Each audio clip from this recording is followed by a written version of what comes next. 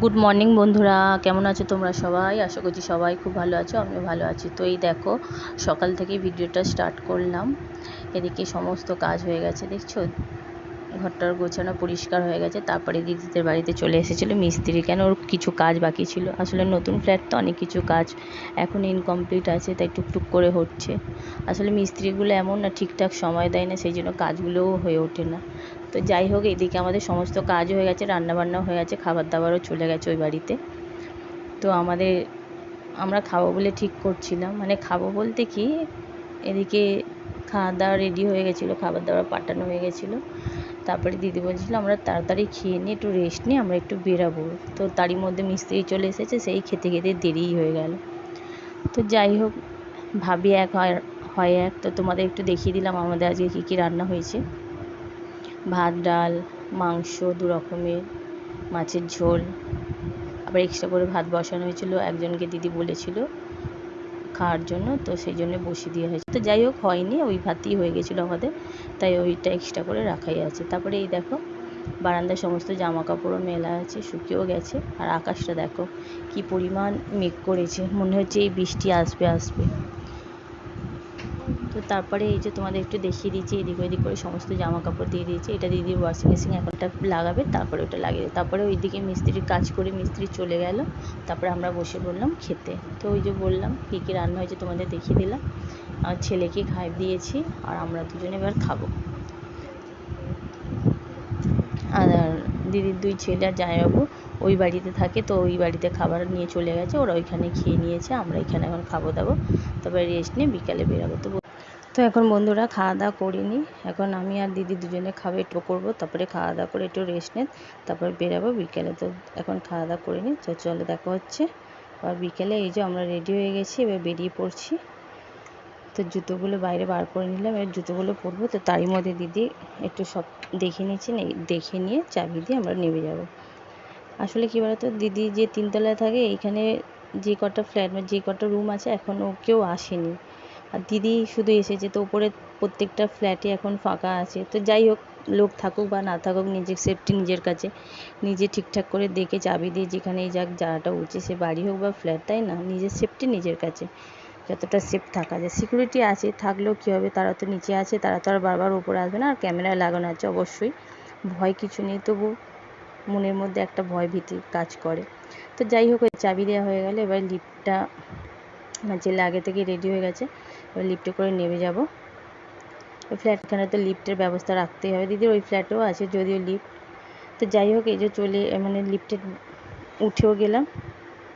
প্রচণ্ড গরম, জানো তো বন্ধুরা, 1 সেকেন্ডের জন্য থাকা যায় না। তো যেখানেই যাও পাখা তো লাগবে, তাই নিয়ে বেরোনো যায় না।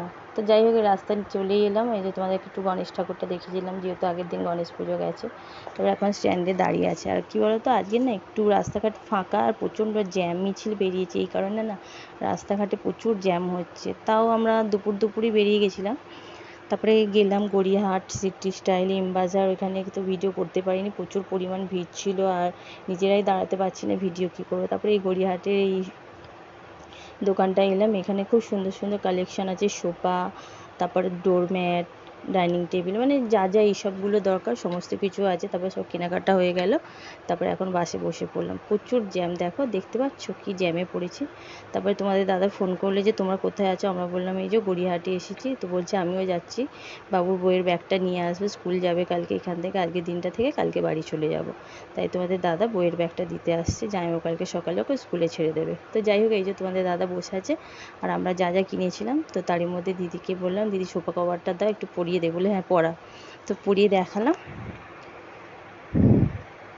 তারপরে এই যে একটু টিফিন করে নিচ্ছি, দিদি ওইদিকে সন্ধ্যেটা দিয়ে দেবে, তারপর আমরা বেরিয়ে যাব। তারপরে তোমাদের দাদা বাড়ি চলে এলো, আর আমি, দিদি আর আমার ছেলের 3 জনে চলে এলাম দিদিদের কাছে, এই মার্কেটে। মানে দিদির নতুন সংসারের জন্য নতুন জিনিস কিনবো। ওই বাড়ি থেকে বা ওই ফ্ল্যাট থেকে কিছুই এই ফ্ল্যাটে আনবে না, বললো ওইখানে যা জিনিস ওইখানে থাকুক, এখানে সমস্ত কিছু নতুন নতুন সমস্ত কিছু করেছি, বাসনপত্র জিনিস মানে যাবতীয় সবই নতুন মানে কিনে এই ফ্ল্যাটটাকে গুছিয়ে নেবো। আসলাম, যা যা কেনাকাটা করার ছিল কিনে নিল দিদি। এই যে এখানে প্যাকিং হয়েছে, এখানে বিল দেওয়া হবে। তো তারপরে কেনাকাটা কমপ্লিট করে এত ভারী হয়েছিল না ব্যাগগুলো, কী বলবো, এই যে 2 ব্যাগ ভর্তি, মানে 2 প্যাকেট ভর্তি জিনিস হয়েছে। সমস্ত কিছু কেনাটেনা হয়ে গেল। তো 9:15-20 বেজে গেছিলো। আর দিদিদের ওই রাস্তাটা না অটো আর বাস কিছুই যায় না, আর নিজেদের গাড়ি থাকলে ঠিক আছে, নাহলে রিক্সা। তো যাই হোক, নিজেদের গাড়ি থাকলেও কী হবে, জামাইবাবু তো কাজে বাইরে আছে, গাড়ি আছে কিন্তু জামাইবাবু তো আর সব সময় দিতে পারবে না, সেই জন্য আমরাই চলে এসেছিলাম। তারপর যাওয়ার সময় এই যে ঠেলা রিক্সায় উঠেছি। কি প্রচুর, মানে কি বলবো বন্ধুরা, এই ফার্স্ট টাইম আমি এই রিক্সায় উঠলাম, আমার এত ভয় লাগছিল। তো দিদিকে বলছিলাম, দিদি আমার না খুব ভয় লাগে। দিদি বলছে কিছু হবে না, তুই একটু সামনের দিকে ঝুঁকে বসে। ছেলে কোলে বসেছে, কী করে বসবো বলো, বলছে একটু ভিডিও কর। আমি বলছি বাবা আমি তো ভয় পাচ্ছি, আবার ভিডিও করতে বলছো। তো যাই হোক, দিদি একটু ধরেছিল ফোনটা, একটু ভিডিও করে নিলাম। তারপরে যাই হোক বাড়ি চলে এলাম। এখন দাঁড়িয়ে আছি ফ্ল্যাটের নিচে। কেন, সিকিউরিটি গার্ড ওই গেটে দাঁড়িয়ে আছে, ভেবেছি আমরা ওই দিক দিয়ে আসবো। তো আমরা তো এই রাস্তা দিয়ে এসেছি সামনের গেটে। তো এই ছেলে গেল ডাকতে, এই যে দিদিদের ফ্ল্যাটটা দেখে না। আমার ছেলে কি করে ঢুকলো জানো তো, এই দেখো, দেখছো গেটের সাইডে সাইডে এই যে বড় বড় একটু ফাঁকা মতন আছে, ওইখান থেকে আমার ছেলে ঢুকে গেল, গিয়ে ডাকছে ও কাকু কাকু গেটটা খোলো। তো যাই হোক, দাদাটা এলো, গেটটা এখন খুলে দিচ্ছে, তারপর আমরা চলে যাব। ছেলের আর ভালো লাগছে না আসলে, সেই বিকেল থেকে খাওয়া দাওয়া করে একটু রেস্ট নিলাম কি না নিলাম, বেরিয়ে গেছিলাম, আবার অতগুলো জায়গায় গেলাম, কেনাকাটা করলাম, বাড়ি এলাম, বাড়িতে এসে আবার একটুখানি বসে আবার বেরিয়ে গেছিলাম।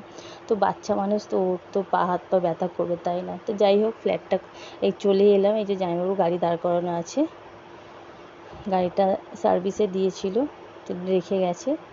তারপরে এই যে চলে যাচ্ছে, ছেলের এখনও দৌড়াচ্ছে, ওর আর ভালো লাগছে না, বলছে মা তাড়াতাড়ি চলো, আমি লিফটটা গিয়ে মানে তাড়াতাড়ি যাও। তো এই যে আমরা এখন লিফটে করে উপরে উঠে যাব, গিয়ে ফ্রেশ হব, এগুলো এখন রাখবো, খাওয়া দাওয়া করবো। ছেলের কালকে স্কুল আছে, ওকে আগে ঘুম পাড়াবো, নাহলে ও আমাদের সাথে জেগে থাকবে, সকালে উঠতে গিয়ে বিরক্ত হবে। আবার আজকে তোমাদের দাদা নিয়ে যাবে না, জামাইবাবু নিয়ে যাবে, টাইমটাও বলে দিচ্ছি। তো উনি তাড়াতাড়ি চলে আসবে বাড়ি থেকে, আমাকে তারই মধ্যে ওকে রেডি করে দিতে হবে। তো যাই হোক, আমরা উঠলাম, এবার নেমে যাব। এই যে চলেও আসলাম, দিদি এখন চাবি খুলছে। তো বন্ধুরা, ভিডিওটা যদি ভালো লাগে লাইক শেয়ার সাবস্ক্রাইব করো, খুব ভালো লাগলে বন্ধুদের মাঝে শেয়ার করো, কমেন্টে অবশ্যই জানিও দিদির ফ্ল্যাটটা কেমন লাগলো, মানে আমাদের কেনাকাটা কেমন লাগলো, আর যা যা কিনলাম বন্ধুরা এই ভিডিওতে না দেখাতে পারলো নেক্সট ভিডিওতে অবশ্যই দেখাবো, আর কীভাবে সাজালাম, কীভাবে ডেকোরেশন করলাম সেগুলো অবশ্যই দেখাবো। তো এই যে এখন চলে আসলাম, চাবি খোলা হচ্ছে। তো তোমাদের এক ঝলক দেখিয়ে দিই আমরা কি কি কিনলাম, মানে কত কিছুই দেখো। আর সন্ধেবেলায় যেগুলো কিনে রেখে গেছি, সোফার কভারটা পরিয়েছিলাম, আর ওই সামনেই রেখে গেছি কুশন কভার, ডোরম্যাট, যাই হোক ওইগুলো। আর এখন যেগুলো এনেছি সেগুলো তোমাদের এক ঝলক দেখিয়ে দিচ্ছি। দেখো কি ভারী হয়েছিল ব্যাগ দুটো বন্ধুরা, কি বলবো, হাত দুটো খুব ব্যথা হয়ে গেছিলো।